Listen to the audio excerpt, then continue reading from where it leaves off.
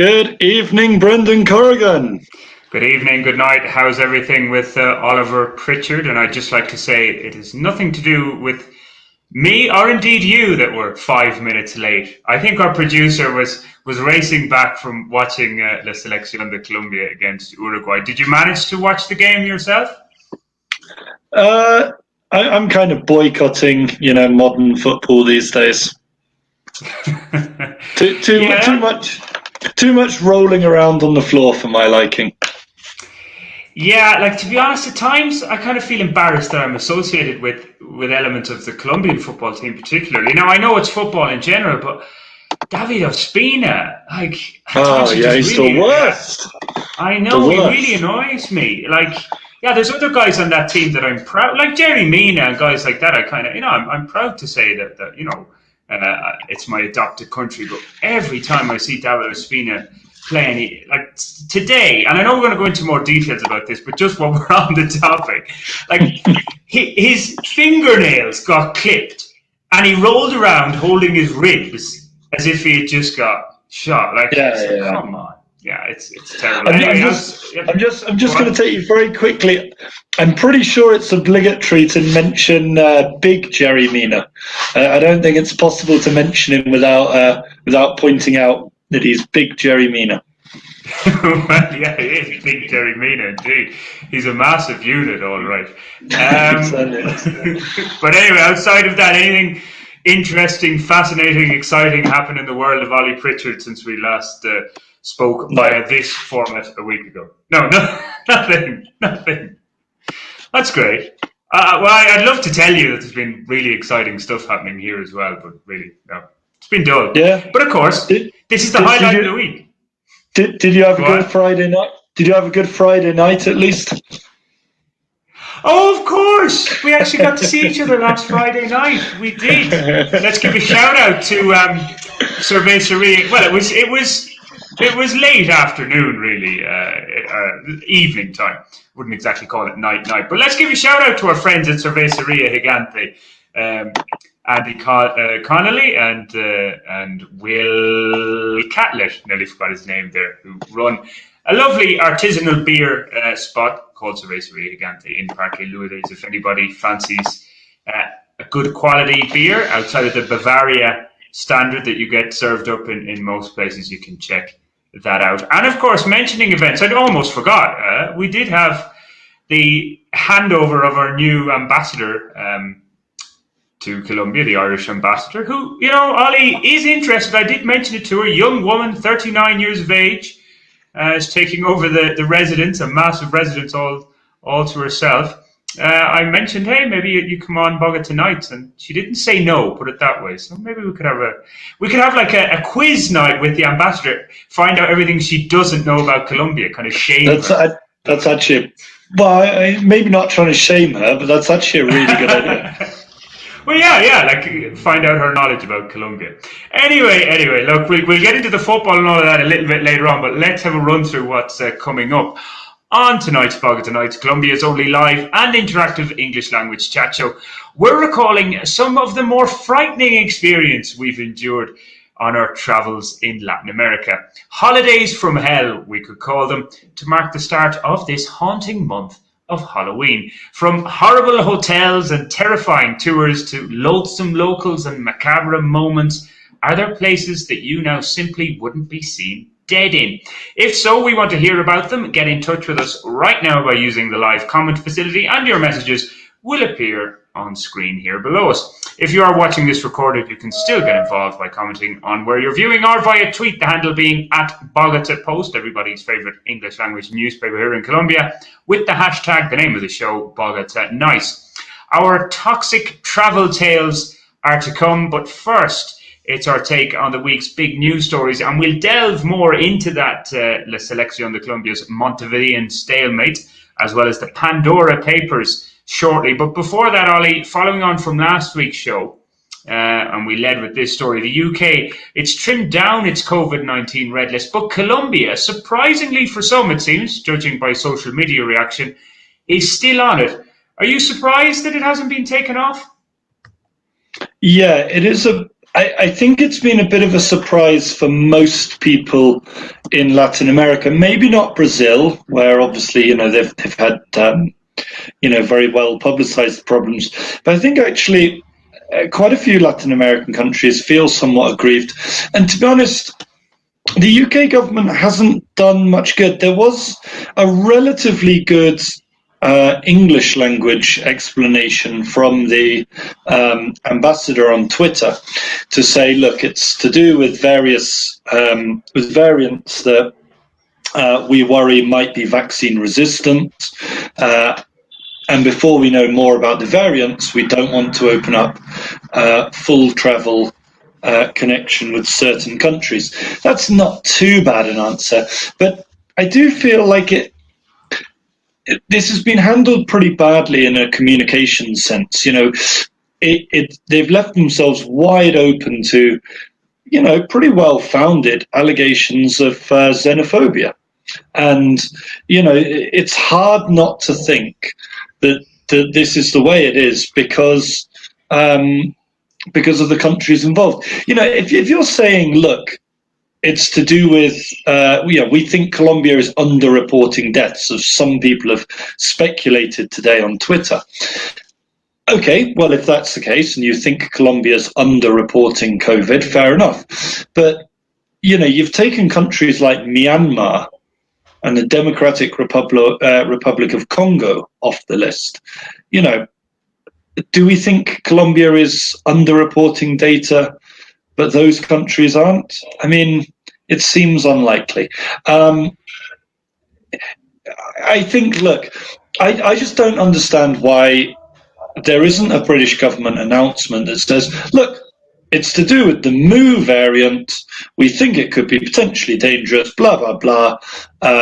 This is our reasoning for it. I think then there would be a lot more sympathy. But it's dressing it up in this vague language, sort of other considerations. It's just not helpful. Then you look at things like, we've got a Spanish language announcement that says every 3 weeks we're going to review the procedure. But then in the English, it doesn't mention the time frame. It just says, regular revision. There's a lot of confusing messaging going on. Yeah, well, I'm guessing the English language, considering it's coming from the UK government, will lead the way, and whatever's in Spanish will be very much play second fiddle. David Allen Simmons is quick off the mark there. He reckons it is insulting. Can I defend somewhat the UK government then? I know we talked about underreporting and all this kind of stuff. Well, I'm kind of half defending the UK government and half defending Colombia. Like, I don't think there's underreporting here. I think they're reporting as best they can. Because if you go by deaths, per capita, Colombia is in the top 10 countries of the world. Peru leads the list. So, I mean, there is this perhaps concern. In total deaths since the pandemic, yeah, absolutely. But if we look at sort of the rolling 7-day average of deaths at the moment, Colombia is about a third of the UK. And remember, population-wise, the UK is only a little bit bigger than Colombia. There's 166 deaths a day in the UK and about 50 in Colombia. It's not okay. So it's not. So my line of attack, or if I was defending the Johnson administration's decision here, that if you look at the overall league table, Colombia's still pretty high, as are most countries in South America, and that might be their justification. You don't really buy that whatsoever. No, look, I can buy the variant thing. I can go with this. And to be honest, I think what's really caused problems is that there's been this originally very confused messaging where there wasn't a good reason given. It wasn't made explicitly clear. I don't understand why they didn't just walk in off the bat and say, scientists, our doctors and scientists and modelers are saying, look, what we want to do is work out what's going on with some of these variants, especially the Mu variant. And before we know more about it, we're going to take the safe option, safety first, and we're going to, continue restricting travel directly between Colombia and Britain. That, I think, look, people wouldn't all have been happy, but I think they would have been less upset. Let's put it that way. And let's not forget, Brendan, that, it's hard also not to think this may be led by the science. I'm prepared to believe that it is. But then you've also got to think, is this political point scoring? Is this a thing that says, you know what, we want to maintain a red list so that we look like we're doing something. These are countries that not many British people live in, not many British people go on holiday to, and not many citizens of those countries come on holiday to Britain. So it's a convenient place to keep on the red list. Maybe that's sort of paranoid, but... Yeah, but how many's on the red list now? 9? 9 countries? 7.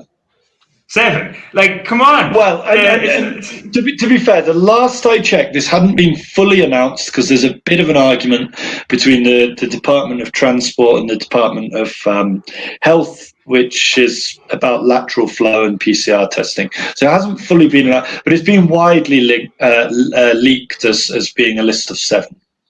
Yeah, because like I was going to say, you're going to keep countries on it that kind of didn't have too many connections with the UK in the first place. Colombia wouldn't be one of those. I mean, Avianca had a direct flight to London. It's not every country in Europe that Colombia directly flies to. So, I think the connections are a bit stronger. We should scrap, I won't scrap the idea of having the new Irish ambassador on the show, but I think we should make it a priority. Maybe let's try and get your ambassador. I did have him on my Savannah podcast about a year and a half ago, so maybe he'll come on and have a chat with us and clear up a few of these grey areas. Talking of grey areas, though, there's kind of some chink of light for the vaccinated folk, isn't there? Yes, there is, including myself.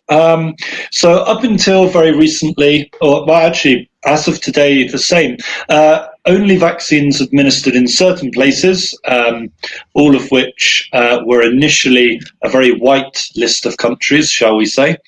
But nonetheless, that's been suspended. So as of Monday morning, 4 a.m. British time, GMT.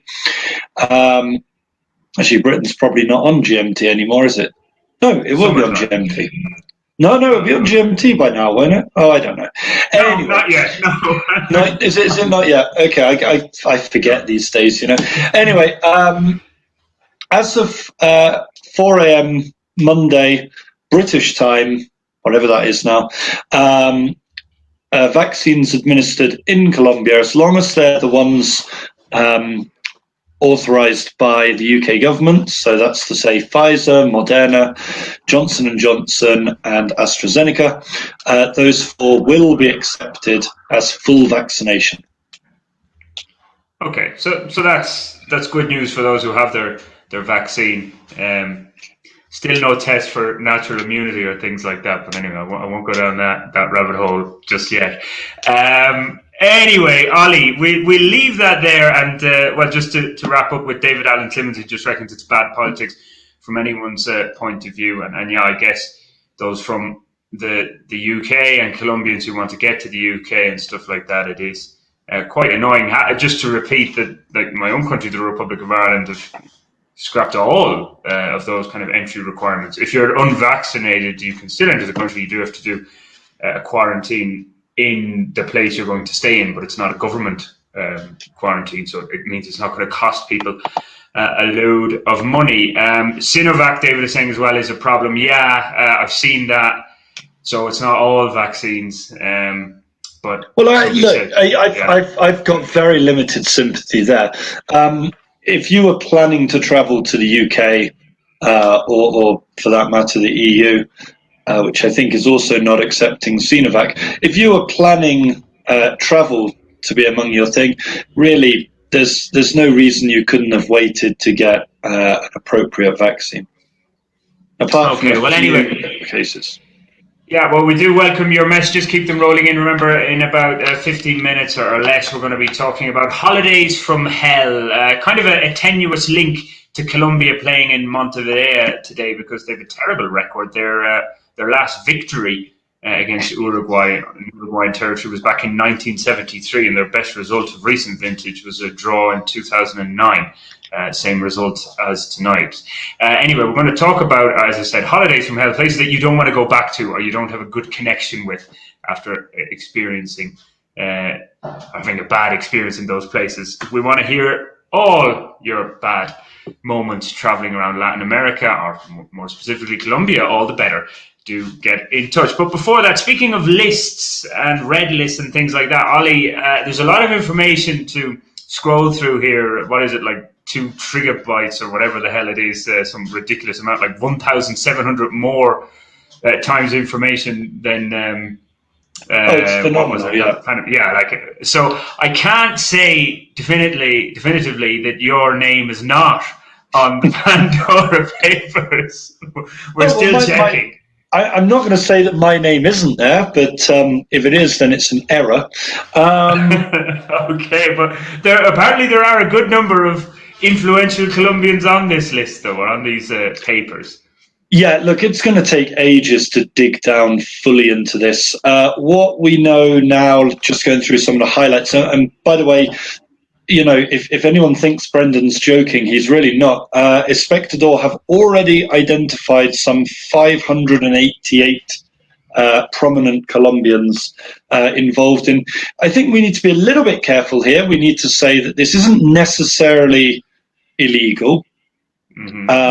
Yeah, I think many people would view it as immoral, and we'll come back to why in a minute.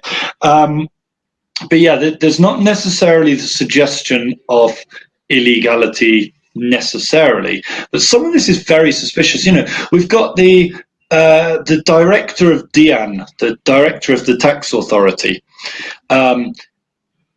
who happens to have an account in the States, in Delaware, which is a well-known kind of little mini, you know, financial paradise. A tax haven, thank you. Sort of like a little continental US tax haven. And he said, oh, well, you know, that got moved to Miami, but I only needed it while I was studying it in Miami. But then he's also got an account in Cyprus. Why has he got an account in Cyprus? And he's also, you know, created some sort of, you know, society trust fund thing in London. Because, of course, he probably spends a lot of time there as well. And you kind of think, if you're so busy running the tax office, why do you need at least 3 foreign accounts, on top of presumably at least 1 Colombian account? It looks suspicious. And when you're the man who runs taxes, it's not a good look, is it? And then pretty much any big family in Colombia, whether it be Sarmientos, Chars, Gerases, they're all on this list. Every single last one of them. And your favourite Colombian singer is on it, Shakira, as well. Now, of course, she's resident in Barcelona, isn't it, these days? But I'm sure that surprised you. Well, no, I mean, to be fair, she's well known for avoiding her taxes, as, you know, the entire Barcelona, you know, like her husband, Piqué, and the entire Barcelona team apparently seem to avoid paying their taxes. And, you know, these are not people that can't pay taxes. You know, you'd have some sympathy, you know, for people who are hard up and can't afford to pay their taxes. These people are as rich as Croesus in many cases, you know. But don't they balance it out, Ollie, by having all these wonderful foundations? What's the one that Shakira has? I forget, like something, the Barefoot Foundation. Yeah. Niños Descalzos. Yeah, aren't they great? And I'm sure there are no kind of tax loopholes by having these foundations. Oh, yeah. It's all legit and above board. Well, you mentioned at the start the kind of you know, the moral issues at play here, and obviously taxes were a massive, have and still are a massive issue in this country. It was kind of the final straw that broke the camel's back with the protests earlier this year, and we've now had tax reforms, blah blah blah. But like when you see this happening, and some of these, and I'm sure there's going to be more names on the list who might have been saying, "Oh, we need to raise taxes here and make money here, there, and everywhere." You're kind of going, you guys, like you're hypocritical. You can't talk about this. How dare you say we need to pay these taxes when you're finding every way in the book? And of course, these guys have all the resources to do it. As we said, it may not be illegal, but is it right? Well, it's certainly not an option available to everybody, and I think that's the key. It's all very nice and well saying, "Oh, well, this is legal and it's acceptable and blah blah blah," but I've always there's the letter of the law and there's the spirit of the law, and it seems to me incredibly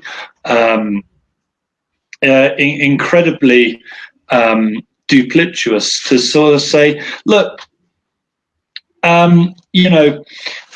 we don't have to pay taxes to the country that allows us to create all this wealth. It's not like their money magically appears out of nowhere. It's funded and enabled by Colombia. And, how many times have we said before, Brendan, the roads are in a state. Education has problems, health has problems. All of those things would be increased by people simply giving more money to state. And yes, some would be lost in corruption and inefficiency and all of those things. Sure, absolutely. But fundamentally, we'd be living in a better society. There's no doubt about that. There are no high tax societies on earth that are not well-developed countries. There's none. You look at Norway, you look at Sweden, you don't say, oh, those Norwegians and Swedens, and Swedish, oh yeah, really high levels of poverty that they have there. Everyone's driven off against the wall. It just doesn't happen like that. I'm all for proportionality on this. Like if I pay X amount of my salary and my income and my assets, whatever, all put together per year to the country I'm supposedly resident in or whatever, then that's fair enough. But if everybody pays that same percentage, then you can say, well, it's all fair. No, I don't. No, that's insane. I mean, look.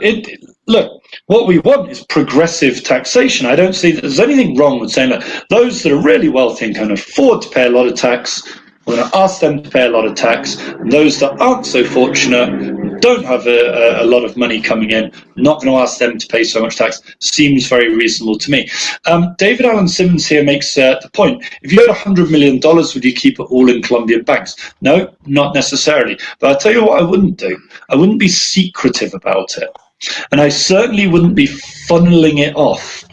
And let's be honest, Brendan, we've talked about how close this is to illegality, but there's always the suspicion of money laundering. Yeah, now, by the way, you're saying my point was not about paying a certain percentage. What I'm saying is that a lot of these multi-millionaires and billionaires, I mean, they hardly pay anything. Yeah. Whereas, if you take somebody like me who at the moment doesn't even have a steady income, when you take everything that you pay in terms of EVA here or VAT and taxes and all these sort of things, the extremely wealthy kind of find ways around paying pretty much anything. There's no fairness in it whatsoever. And often get things for free. But let's move on, because talking of money laundering, we had a young lady who was allegedly money laundering by chucking it out of a helicopter. Yeah, our APA Colombia, we've suggested, we should bring her on. Maybe she wants to kind of sponsor the show and we'll all get nice whatever color, whatever she does. What is it? Carotene, is that what it's called? See, I don't even know. Not worth it for me. But anyway, what is the story? She was down in, Suezca, handing out this money out of a helicopter, again, because most normal Colombians just regularly go up on a helicopter and decide, well, just number one, regularly go up on a helicopter. I've never been in a helicopter in my life.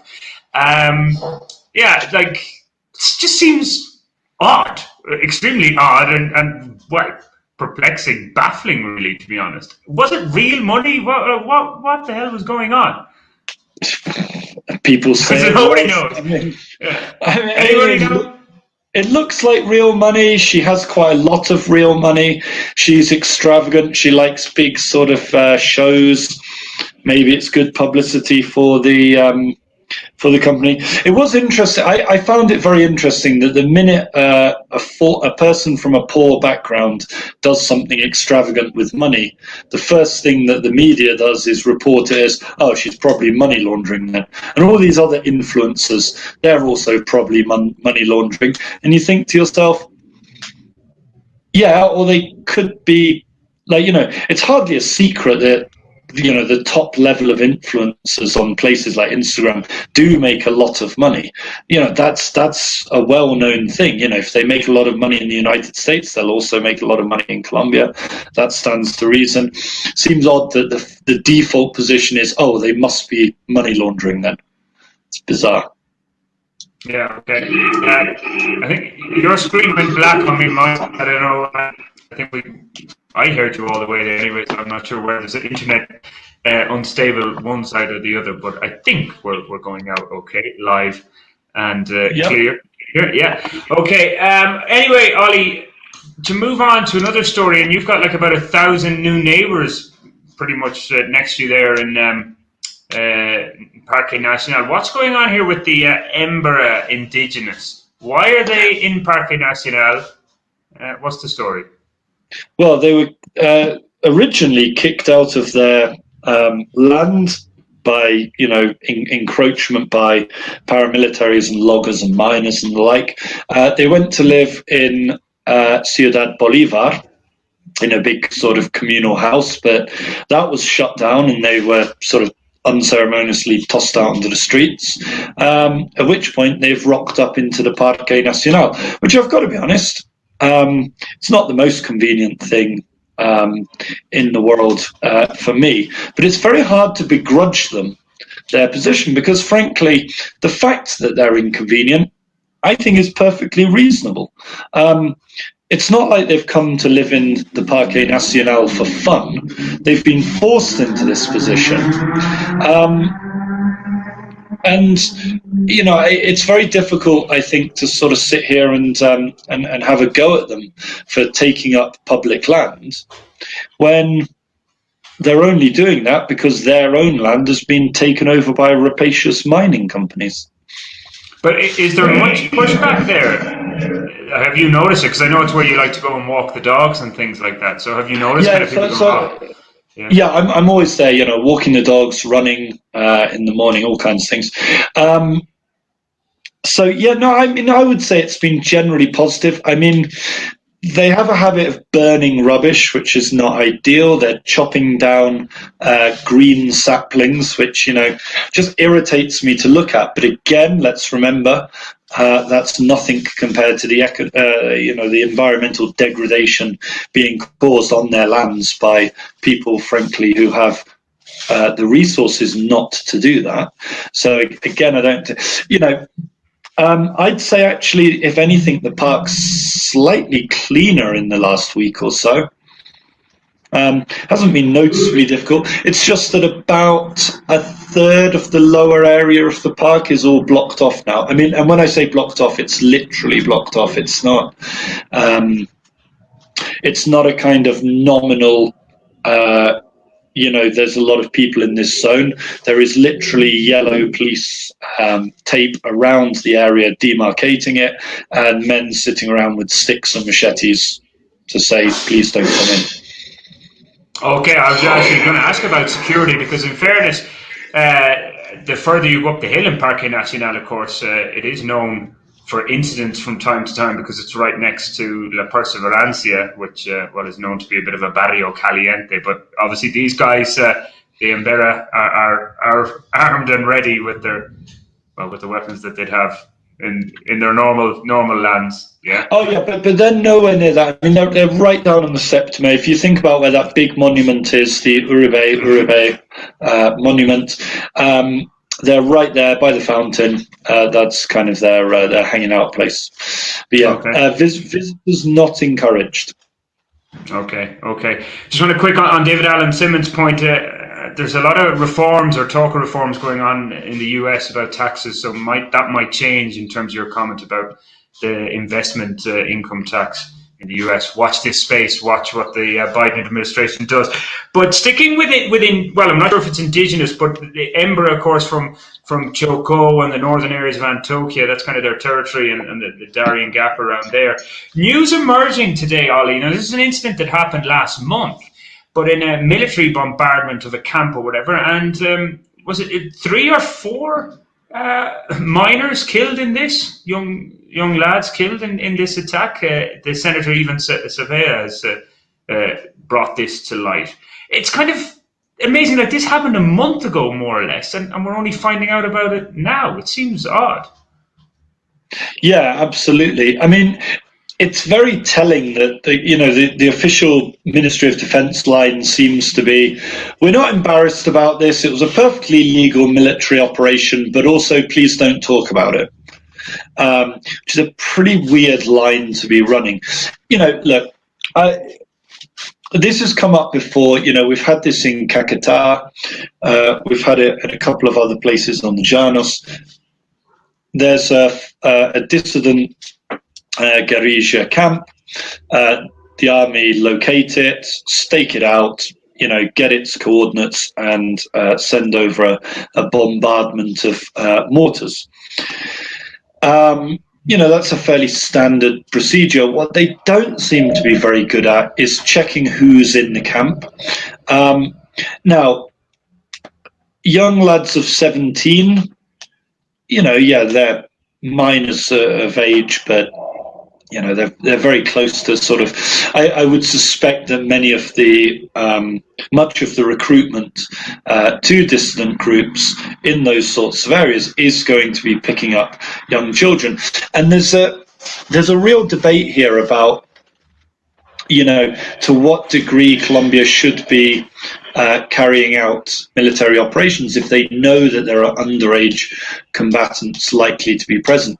The youngest lad killed here was 13. I mean, it's very difficult to argue that a 13-year-old is not very much a child. 17. Okay, I can see. Kind of, yeah. I can see where you might say that's more or less military age. Certainly, that would have been normal relatively recently, even in armies. But 13, come on, it's and again, this is an asymmetric conflict. The army are not bound by the same rules as the guerrillas and the paramilitaries. That they are expected as state operators to operate to a higher level, and they should be doing that. And obviously, so we don't know what these underage lads were, involved in, and why they recruited, all that kind of stuff. Of course, it would have been more or less forced recruitment, you would imagine, there anyway, and what kind of opportunities do they have from where they come from. But the other thing of this is, like, it just shows how much the periphery is exactly that here. Like, if this happened in Bogotá or in Medellin or in Cali or whatever, it would be like headline news and almost straight away. Whereas we're talking a month later and kind of news trickles out on the night that La Selección Colombia is playing. And, well, so far there hasn't been much made of it. So it's just the kind of the periphery zones. Yeah, it's over there in Choco. Doesn't really matter. Absolutely. How it goes.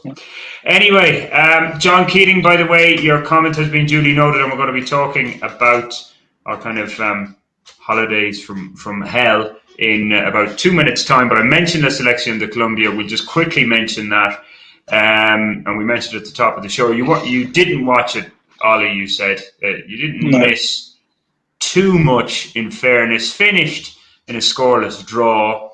I think you'll say a point gained, considering, as I also mentioned at the top of the show, Colombia's record in Montevideo. They've only one win. Well, their last win there was in 1973. So it's a point. Now, to be honest, I was just checking the stats. I could have sworn, Uruguay dominated that game, but Colombia had more possession apparently. The second half it did kind of balance up a little bit more, but Uruguay had the ball in the back of the net, Suarez, but it was offside, and it was a correct call. Quite tight, very tight. There wasn't much in it. Had he kind of stayed a millisecond earlier, it would have been a goal, I think. But yeah, like the stats were quite equal.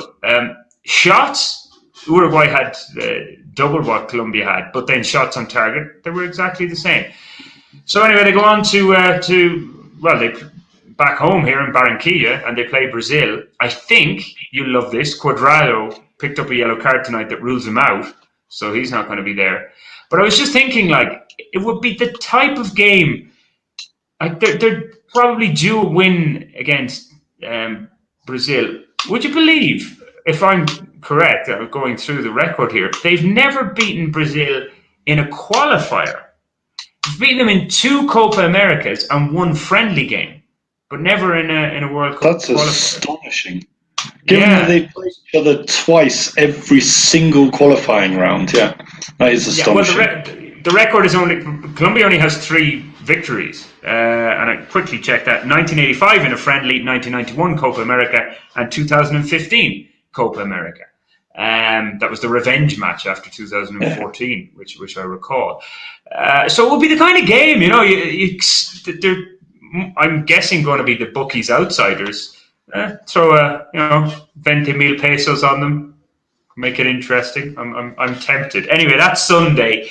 I don't think there's really much more to say. We mentioned at the start, I do find it difficult to support a team that has David Ospina in goals, because he's just a pain in the Ospina.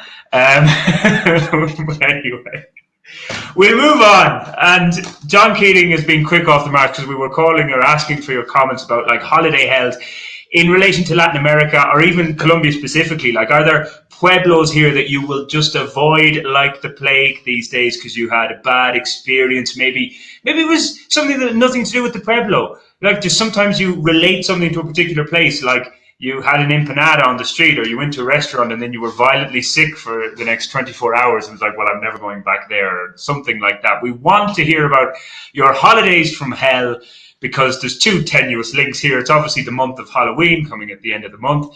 And, as Latin American countries go, Colombia give Halloween a good go. And, as I mentioned, Colombia's kind of very mediocre record in Uruguay. So they don't like traveling to Uruguay. I've never been to Uruguay. Don't know. Have you been to Uruguay, Ollie? I have not been to Uruguay. I have friends from Uruguay, but I've never been to Uruguay. Okay. Yeah. Doesn't really kind of... it doesn't stand out for me, really. I don't go, I want to go there. But anyway, Ollie, let's get the ball rolling, and you can get the ball rolling. Like, if somebody says this, your worst holiday moment in either Colombia or Latin America, what was it? Ooh, I was thinking about this, and I think I'm going to go. It wasn't exactly a hell. I'm not going to go crazy on it, but for now. But it was just a kind of very miserable thing. Coming down to Villavicencio, this would be 2015, 14, something like that. We were on our way out to San Martin de los Llanos to watch the quadrillas de San Martin, which are coming up and are fantastic. And it was soaking. It absolutely tipped it down. So the bus couldn't get into the bus station because the bus station was flooded. So we had to get off at under a highway bridge, where luckily there were lots of taxis. We went to our hotel and found that there was a drip. First, the room was about the size of a double bed, with a double bed in it. So there wasn't very much space anyway. And then there was a drip onto the bed. And of course, with the way that water moves through fabric, we found 2 of us marooned under about half a double duvet. Because Villavicencio is not all that hot, when there's rain in your room. So that was not ideal. Goodness me, that actually reminds me. But sorry, I just want to say, because I think I forgot to ask John Keating, if you're still listening, you can't just write that message and say Ecuador is the worst country I've ever been to and not give reasons. We're going to lose our Ecuadorian audience here all 500,000 of them that tune in on a weekly basis. So no, do let us know, why did you dislike Ecuador? I do actually have a bad moment from Ecuador, but it's not really anything to do with the country, just more a personal experience. But that's funny you mentioned kind of leaks and things like that. Now, this wasn't my experience, but I felt the pain with my Irish friend Podge. We were traveling a few years ago down Caquetá and crossed the Rio Putumayo from Corujo, I think is what it is. So I always get kind of mixed between the supermarket and the name of this town, but it's on the Rio Putumayo at the south of Caquetá. And traveled to, I forget the name of the town then, that you tiny village. And we ended up missing the one Jeep that passed through the town, because we were like the only two foreigners obviously there. And we asked, we need to get to this other town, which I think was Villa Garzon, or there was actually another town, Puerto Rosario, I think maybe before that. And they said, Jeep passes. And we were waiting, so we had a couple of beers, and then we saw this Jeep kind of moving along. And we thought the locals would say, these two guys obviously don't want to stay here in this nondescript town for the night. But no, nobody mentioned a word, and we were kind of going, surely they're going to tell us if that's the Jeep. And it didn't look like it. There was nobody, he wasn't beeping or saying that this is the last Jeep to the next town or whatever. Yeah, that was it. And then we kind of, after about half an hour, we thought, wasn't it meant to be here half an hour ago? So just went up and asked, that Jeep is gone. I was like, oh, really? So anyway, got accommodation for the night, ridiculously cheap, 10,000 or something in this, as I said, this town just on the Rio Putumayo, with nothing else going for it.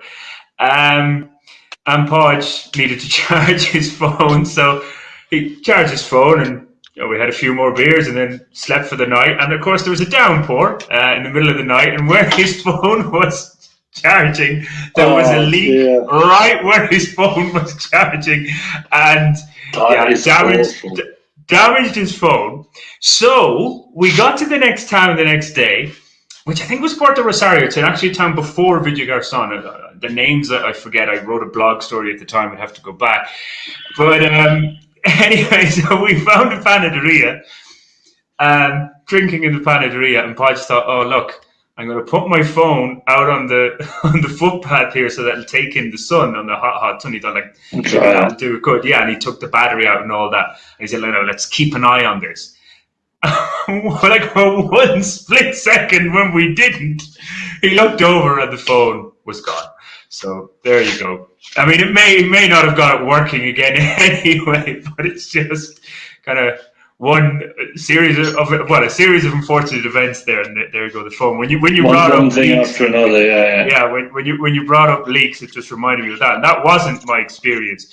But when we're talking about towns, though, and again, this isn't I don't really have too many hellish moments, thankfully, I have to say. I mean, I've had a lot of incidents. We spoke in a previous episode about insecurity in Bogotá and things like that, and I've done stupid things, but I don't call them kind of travel related. That's just being in Bogotá and becoming too relaxed or taking too many risks. That's maybe another element, and people, you can go back on the show archive via Bogotá Post videos or Wrong Way Corrigan videos, or search Bogotá Nights on YouTube and you'll find all our shows. But this particular thing that annoys me just when I'm traveling, and this is kind of open to a lot of towns that don't, I was going to say they don't get a lot of tourists, but no, that's maybe it. Or they have just kind of one standard of fare available in terms of food and everything, and there's kind of no variations. My constant struggles with coffee. It's this was our joke when we were traveling around Caquetá and Putumayo. You kind of had 4 things that you had to mention. If you could have it in a cup, if that was possible. Now, a lot of the time, they wouldn't even have a cup, so okay, fair enough. It had to be a disposable desechable. Then, no sugar, but of course, a lot of the time they just make it with panela or one of those things. I can't drink sweet coffee. It just annoys me. And then, you would say dark. Of course, it would come, with 90% milk and a drop of coffee when you told them the exact opposite. And then the last thing as well is that you'd actually want to make sure that it is coffee. A lot of the time it seems like, I can't believe it's not coffee kind of a brand that they're using. It's kind of, it has the taste of coffee to it, but it's not really coffee. But anyway, but then, I mean, coffee's not actually that widespread a thing in Colombia. Like, it's limited pretty much to the mountain regions, decent coffee. Yeah, do you think? Because in fairness, then the flip side, when I was in Genisano a couple of weeks ago and Ramariki, they had a couple of panaderias and cafes on their main square, and coffee, well, very reasonably priced and excellent. And of course, they are. Yeah, of course, they're in the mountains. Yeah. Okay. But I'll give you that one. You talk about coffee there, but and I agree with you. By the way, I actually. My holiday hells, certainly in Colombia, but in Latin America in general, it's been a case of me burking things up usually, rather than rather than sort of any maliciousness on part of kind of hotel owners and like. But yeah, we really miscalculated in Cabo de Vela. Where we sort of headed off into the desert. There's a pyramid over there. You guys can get a bus. And we said, it's a short desert. We'll walk across it.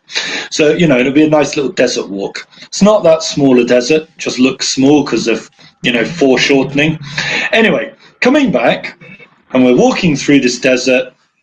It's getting the sun's coming down rapidly as it does in the tropics, and we're thinking, yeah, we really don't want to get stuck out in the desert. So we traipse in at sort of 6 p.m., just with the fading light, thinking, good God, we just, we didn't get trapped in the desert. Cabo isn't the sort of place that's going to be lit up and easy to see.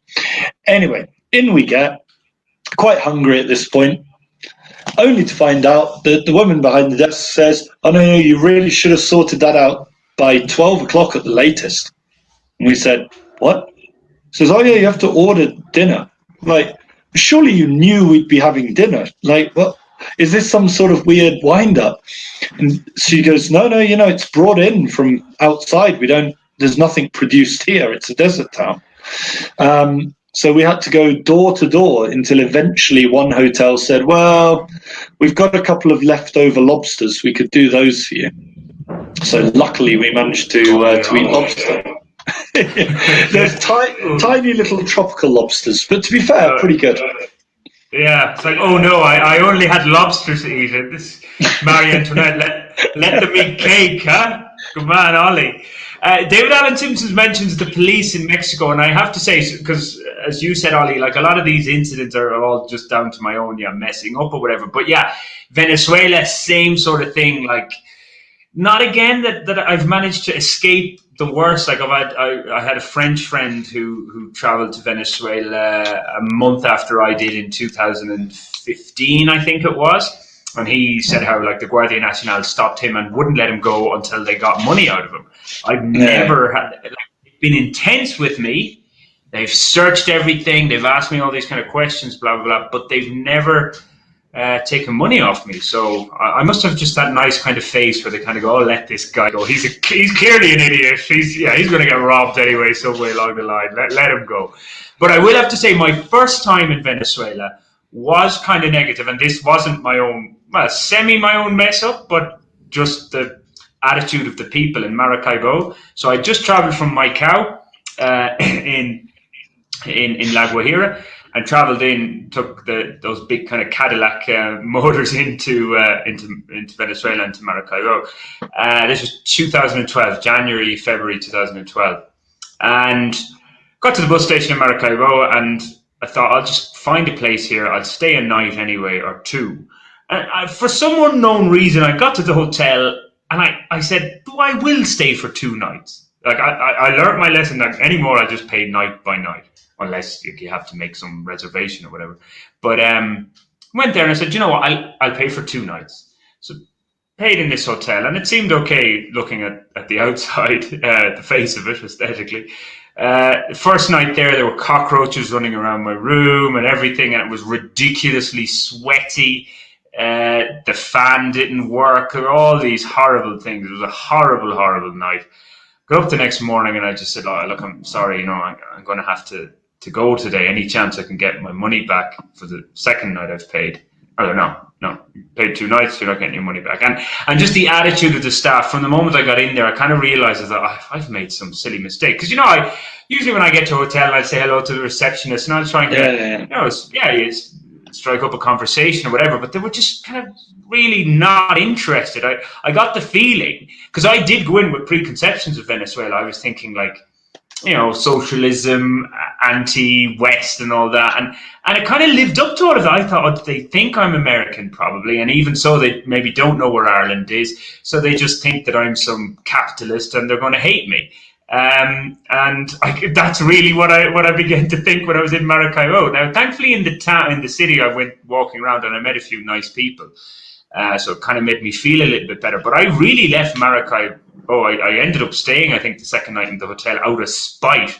Because I was just like, well, goddamn, I've paid the night now, I will stay in it. So at least I had companions in the cockroaches. But left the next day and went to San Cristobal and then crossed into Cucuta, but overland.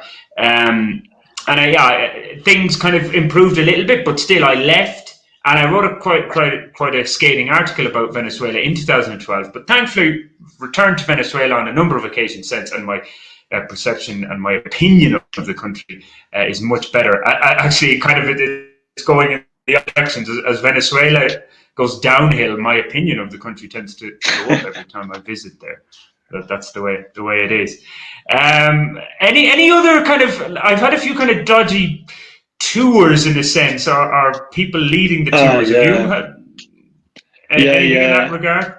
Go on. I've had a few of those. Yeah, I mean, I don't tend to go on tours, so it's not exactly on tours, but certainly of people leading you around places. We've had a couple of unfortunate incidents. I remember there was one in Mexico where we got the cold shoulder from the tour leader.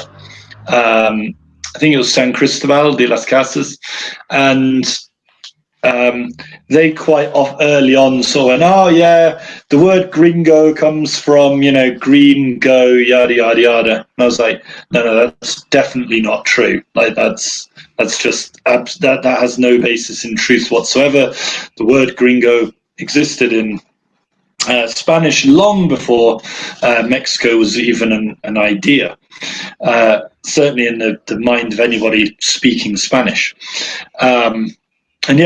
After that, nothing got explained to us, and we didn't. we just didn't get treated as part of the thing. But this might be close enough. We had a bit of a Basil Fawlty moment. This was very early on. I think first time I left Colombia, we arrived in Cali. And we arrived at this kind of very odd hotel that had been some kind of, God knows what it was, some sort of like little mini sort of drug dealer's house that had been turned into a hotel or something like that. Anyway. I like the sound effects you have there, Ollie. You talk about drug dealers and you've got the siren in place there. Wonderful. So we turn up for we turn up into the room and the toilet's not being flushed. So we immediately go straight back to reception. What the bloody hell's going on here? And the guy just like, don't see what your problem is. This Scottish guy. We're like, look, we're going to another room or we're going to another hotel, but what, Anyway, he then moved us to another room, and we thought, okay, this guy's a bit weird.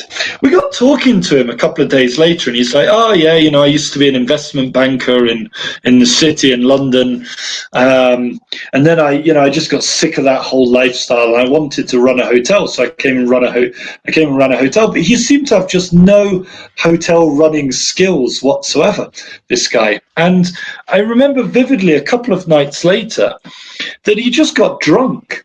Just absolutely flat out drunk and just abandoned the bar. So I ended up running the bar for him for the rest of the night. And kind of, which I've got to be honest, I actually kind of enjoyed, but just sitting behind the bar, taking beers out of the fridge, taking people's money, tucking it back. I couldn't open the till because I didn't have a key, but just tucking the money in. Absolutely bizarre guy.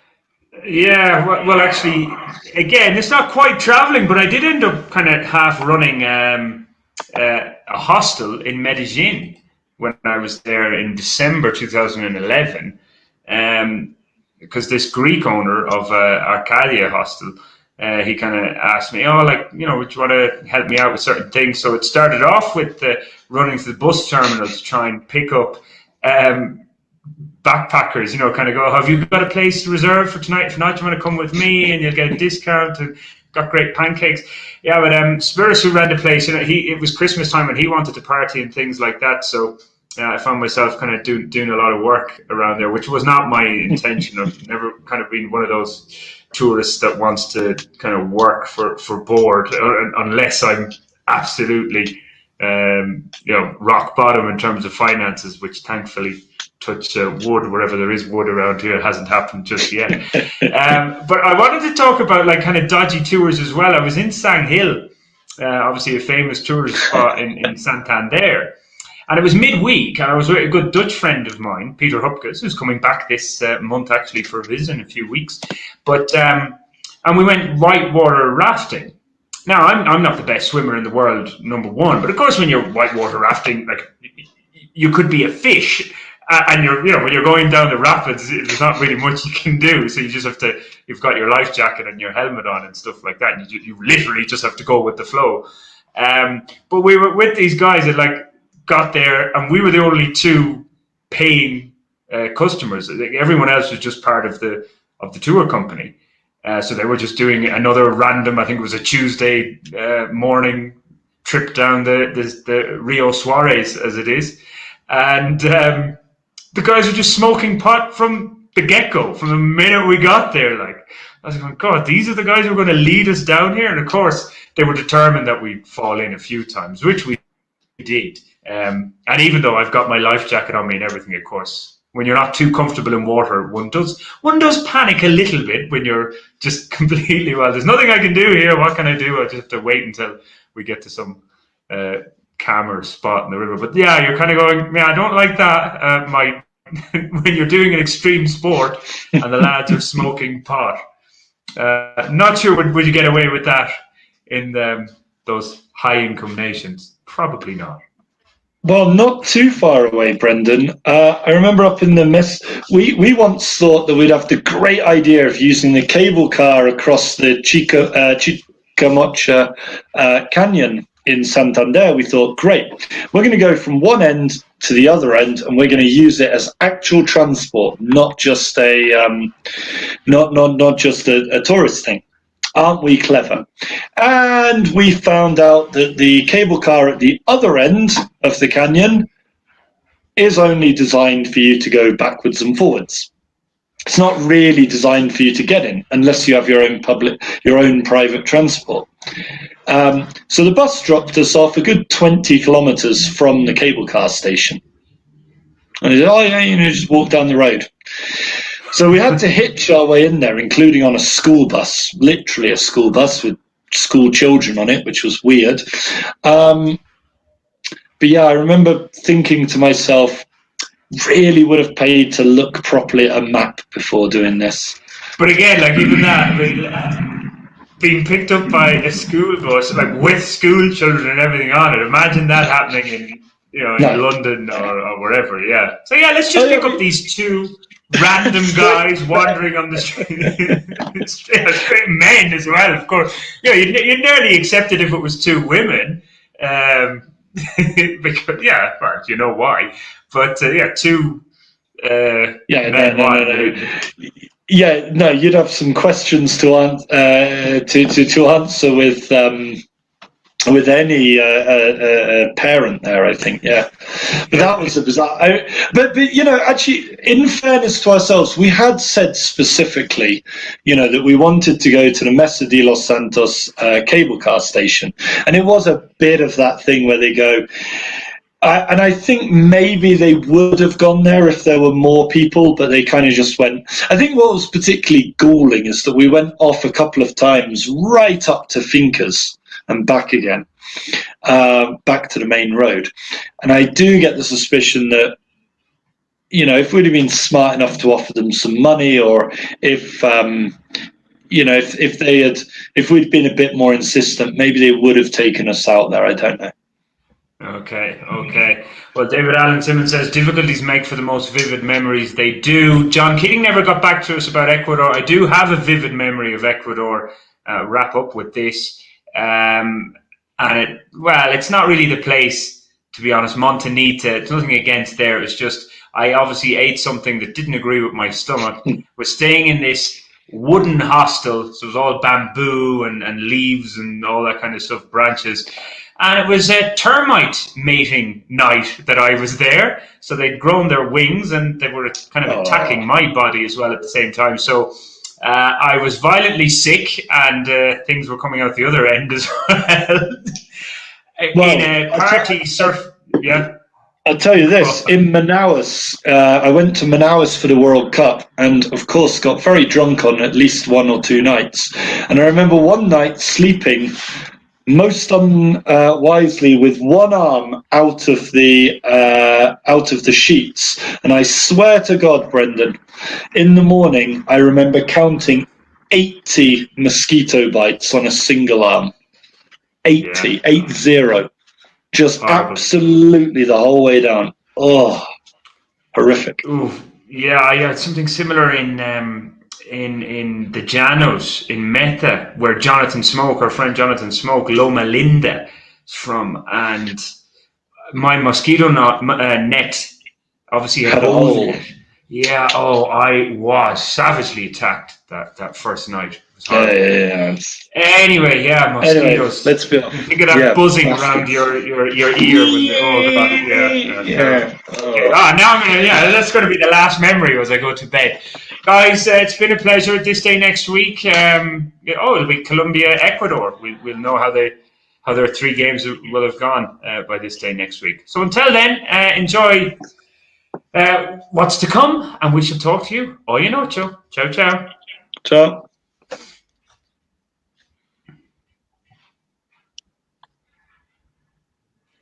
If our producer is listening. And just like that, as smooth as can be, the outro. Hello, Soft.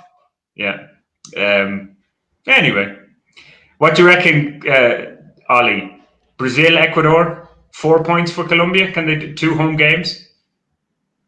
Possibly? I think that's asking it. Well, yeah, it's not impossible. I did have a quick cheeky look online, by the way. England have beaten Brazil 4 times. Oh, okay. We play them a lot more regularly. Sorry, a lot less Colombia regularly. Well, I thought you were making yourself an honorary Colombian there and saying we as in Colombia play. But I think Soft obviously has gone back to his pitaco of Aguila that he was drinking during the game and has decided not to turn us off. I guess we can technically leave the show, but we like our producer to finish the show properly. We are professionals here. Actually, we're talking about Sun Hill. We once got free beers in a bar in Sun Hill. Because we asked for a beer and the guy said, Aguila or Poca. We said, somos de Bogotá, obviamente Poca. And the guys just laughed their heads off and gave us free beers. Okay. Didn't think it was that funny, just to throw away. I didn't think it was that funny either, but maybe, I guess, when it's a foreigner saying those things, but they think it's funny. Yeah, I guess in the reverse situation, if a Colombian was in, I don't know, give me a small town in the north of England. York's not that small. Northallerton. Yeah. Okay, and says some kind of semi-local joke. Oh, if they said something like, we're from Ireland, so we'll have a Guinness, of course. Yeah, okay, I suppose you probably would have a bit of a chuckle, yeah. Yeah, exactly. There you go. But one thing I didn't mention when we're on about like little towns and stuff, recency bias should have kicked in, but 2 weeks ago when I was in Genisano, on my second night, yes, of course. met this really friendly couple and everything, and I was up in their farm picking out acacia and doing all that kind of stuff with them, and then we went for a few beers, and then the hotel was only 2 blocks down from where we were drinking, but they had a car, so they were maybe 6 blocks away. So they said, get into the car, drop me outside the hotel, and they're ringing the bell. It was like at the ungodly hour, Ollie, of about 10:30 at night, heaven forbid. Who is returning at this hour of night? How dare you? But yeah, there was no one there to let me in. So thankfully, the old couple said, no, get into the car, we've a spare bed. Like, imagine if they weren't. Now, of course, if I wasn't with that couple, I probably would have been back at the hotel earlier, because everything really closed at about 9 o'clock. It's just the tienda we were in, they were friends of the couple, and they kind of said, oh no, keep on drinking until you want to stop. But yeah, that could have been dodgy enough if I hadn't befriended that couple and no one at the inn to let me in. So it's funny. Anyway, I think we might just have to abandon ship here, and because our producer is not responding. Yeah. I'm concerned now. I guess we do. I don't know what happens. I've let him know via WhatsApp, but maybe that's down. Maybe Facebook's down, and we're just talking to each other. Stranger things have happened, indeed. Who knows? Yeah. Well, will we just kind of say a bit of a adieu? Yeah, I guess. Let's follow David Allen Simmons. Let's do a mic drop. All right. Okay. All right. Ciao. Good night. Bye bye. Ciao. Ciao.